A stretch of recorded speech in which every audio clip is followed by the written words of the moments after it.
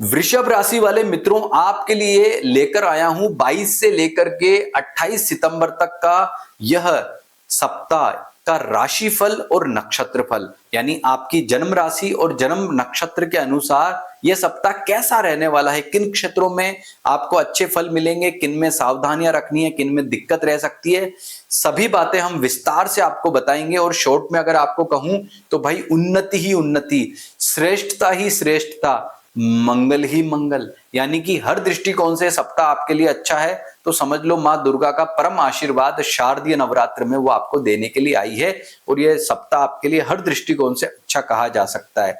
लेकिन भाई ये जरूरी नहीं है कि इस दुनिया के जो अरबों करोड़ों लोग हैं वृषभ राशि वाले, सबका भविष्य एक जैसा हो। एकमात्र पहला चैनल है जो आपको ये दिखाता है कि भाई राशिफल को कैसे देखना है डीप में जाके, ताकि कोई ये ना कहे कि राशिफल एक फालतू चीज है। आपको गहराई से हम समझाते हैं कि आपका भविष्य इस सप्ताह का कैसा रहेगा। तो आइए शुरुआत करते हैं। सबसे पहले हम बात करेंगे आपके स्वास्थ्य पे, लेकिन उससे पहले हमारे चैनल को अब तक सब्सक्राइब नहीं किया तो कर लो। इसके अलावा आपको अपना जन्म राशि नक्षत्र नहीं पता है तो डिटेल हमें भेज सकते हैं, व्हाट्सएप कर सकते हैं, कमेंट में लिख सकते हैं। और एक सबसे बड़ी बात कि आप हमारे इस वीडियो को हाइप करो ताकि ज्यादा से ज्यादा लोगों तक ये पहुंचे। तो शुरुआत स्वास्थ्य से करें तो स्वास्थ्य के मामले में थोड़ा नाजुक दिखता है कि शुक्र जो है आपकी राशि का स्वामी कौन है, शुक्र चला गया चौथे भाव में।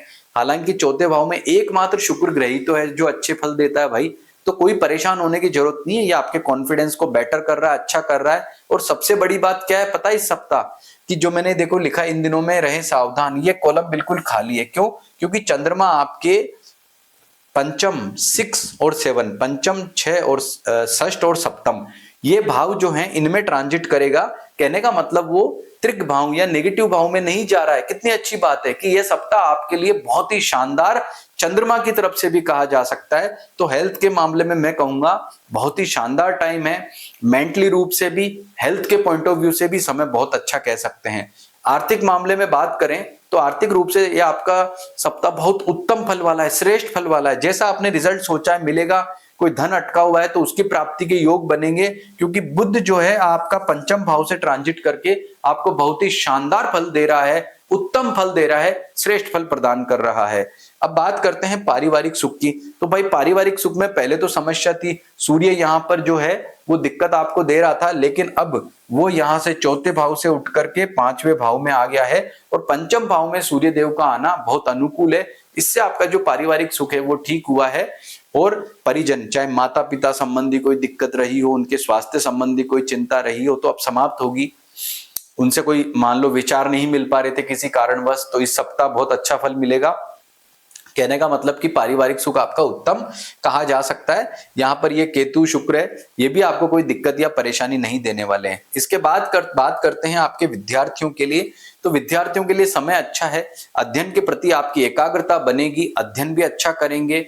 इसके अलावा आपका जो व्यवहार है या आप में पिछले दिनों कोई हेल्थ संबंधी कोई और दिक्कत थी वो भी दूर होगी। कोई आपकी इस सप्ताह एग्जाम्स होने वाले हैं तो उसमें भी आपका परफॉर्मेंस लाजवाब शानदार रहने का योग रहेगा और भाग्य का भी भरपूर सहयोग मिलेगा।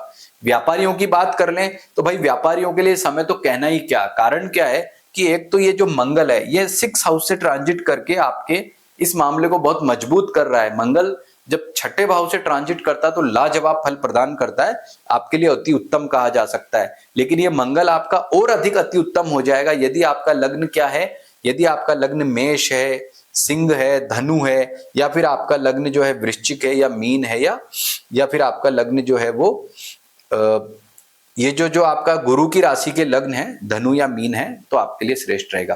कहने का तात्पर्य क्या है कि ये मंगल भी आपको अच्छे फल प्रदान करके व्यापारियों को बहुत शानदार फल प्रदान कर रहा है। व्यापार में आप कुछ नया करना चाहते हो, नई शुरुआत करना चाहते हो तो बेशक करो, कोई दिक्कत नहीं है, अब बेस्ट समय आ चुका है।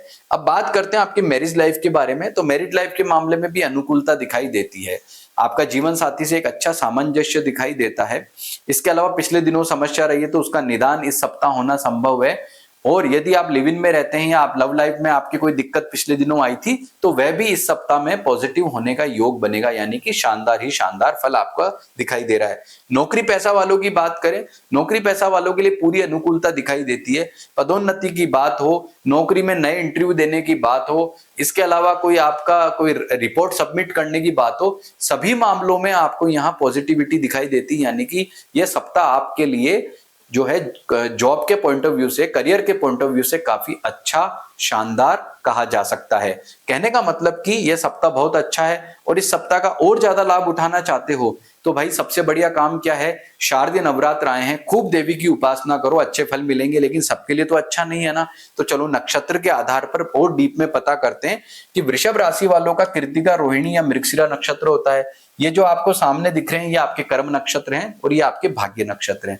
इनमें जब कोई पाप ग्रह ट्रांजिट करता तो नेगेटिव और शुभ ग्रह ट्रांजिट करता तो पॉजिटिव फल होते हैं। अब देखो ये जो आपका कृत्तिका वालों का उत्तरा फाल्गुनी उत्तराषाढ़ जो है कर्म भाग्य नक्षत्र है, तो हम चेक करते हैं। कृत्तिका में कोई ग्रह यहाँ नहीं दिखाई दे रहा है, उत्तरा फाल्गुनी में जो है वो सूर्य यहाँ हमें दिखाई देता है, लेकिन कब तक, 26 तारीख तक। सूर्य नेगेटिव है, यानी कि सूर्य यानी कि जो भैया ये कृत्तिका नक्षत्र वाले लोग हैं ना, उनका पारिवारिक सुख अच्छा नहीं रहेगा। क्यों नहीं रहेगा?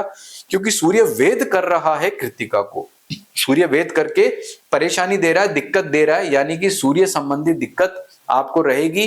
तो कृत्तिका नक्षत्र वालों को ओम गृणी सूर्याय नमः मंत्र का जप करना है, जिससे जीवन में अनुकूलता रहे। और ये कब तक उपाय करना है आपको? 26 तारीख को। 27 तारीख को फिर सूर्य हस्त में चला जाएगा, समय अच्छा हो जाएगा।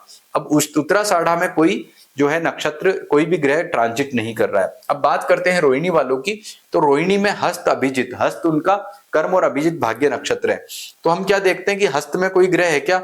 तो भाई सूर्य आ रहा है हस्त में, कब? 27 तारीख को।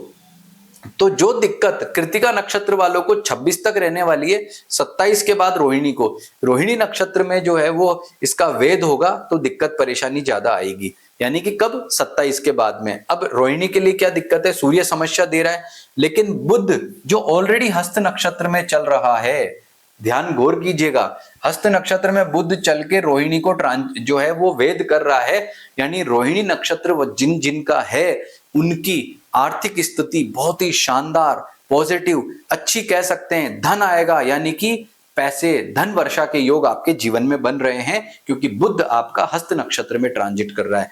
अब आगे बात करते हैं, तो हस्त नक्षत्र में और नीचे कोई ग्रह दिखता है? नहीं दिखता है। अब मृगशिरा वालों की बात करते हैं। मृगशिरा में चित्रा और श्रवण उनके कर्म और भाग्य नक्षत्र हैं। तो मृगशिरा में कोई ग्रह ट्रांजिट नहीं कर रहा है, लेकिन चित्रा में जो है वो मंगल का ट्रांजिट हो रहा है। कब तक? 22 तारीख को। फिर 23 को तो चला जाएगा। तो मंगल यानी कि मृगशिरा नक्षत्र वालों का भैया समय नेगेटिव है। मंगल जो कि आपके लिए एक महत्वपूर्ण ग्रह, अर्थ, पैसा देता है, व्यापार, तो वह आपके लिए और आपका जीवन मतलब वैवाहिक सुख, तो मृगशिरा नक्षत्र वालों का वैवाहिक सुख में भी दिक्कत दिख रही है, उनके आर्थिक स्थिति में भी दिक्कत दिख रही है। कब तक ये प्रॉब्लम दिखाई देती है? उनके 22 तक। यानी कि 22 को सप्ताह शुरू हुआ, 23 के बाद ठीक है, बस एक दिन आपको सावधान रहने की जरूरत रहेगी। बाकी मंगल स्वाति में गया और आपकी टेंशन खत्म, उसके बाद आपका समय अच्छा हो जाएगा। और श्रवण में हम देखते हैं तो कोई ग्रह का ट्रांजिट यहाँ पर नहीं दिखाई देता है। तो नक्षत्र के आधार पर तीनों नक्षत्रों का अलग अलग फल मैंने बताया, क्या उपाय करना है वो भी बताया।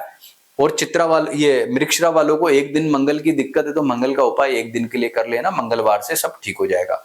अब देखो ये जो प्लेनेटरी पोजिशंस है, ये लग्न के आधार पर जानते हैं कि खुद के लिए कैसी रहेगी।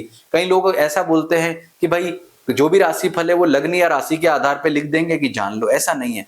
राशिफल हमेशा आपको जन्म राशि के आधार पर देखना है, और ग्रह कितना अच्छा आपको कैसे फल प्रदान करेगा वो आपको देखना है आपके लग्न के आधार पर, कारक और अकारक सिद्धांत के आधार पर। एक एग्जाम्पल देता हूं, उसे समझो।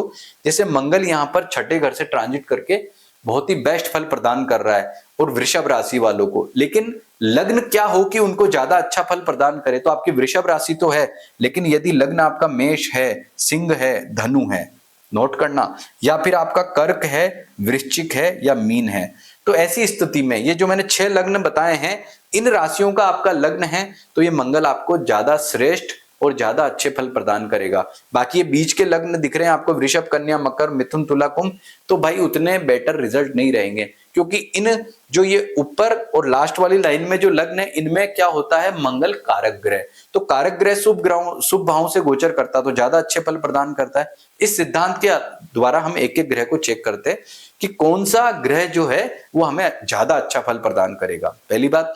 दूसरी बात, रेखा भिन्नाष्टक वर्ग में देखो कि मंगल कितनी रेखाओं पर बैठा है। इसके लिए हर व्यक्ति की अलग अलग कुंडली में आपको अलग अलग जो है वो रिजल्ट मिलेगा। अपनी कुंडली ओपन करके आप देखेंगे कि मंगल चूंकि शुभ भाव से गोचर कर रहा है तो वो 5, 6 या 7 रेखाओं पर होगा तो ज्यादा बेस्ट फल प्रदान करेगा, लेकिन 0, 1 या 2 रेखाओं पर होगा तो इतने अच्छे फल प्रदान नहीं करेगा। तो 4 तरीके मैंने आपको बताए कि कौन सा ग्रह कितने अच्छे फल प्रदान करेगा। बारीकी से आप पता लगा सकते हो कि मेरा समय अच्छा है या बुरा है। तो आपको इतना शानदार राशिफल जो है गहनता के साथ हमने दिखाया है, तो चैनल को सब्सक्राइब करो, वीडियो को लाइक जरूर करो और हाइप भी जरूर करो, ताकि ये अधिक से अधिक लोगों तक पहुंचे। और शारदीय नवरात्र प्रारंभ हो रहे हैं तो मैं मां दुर्गा से सभी वृषभ राशि वाले व्यक्तियों के मंगल की कामना करता हूं। नमस्कार।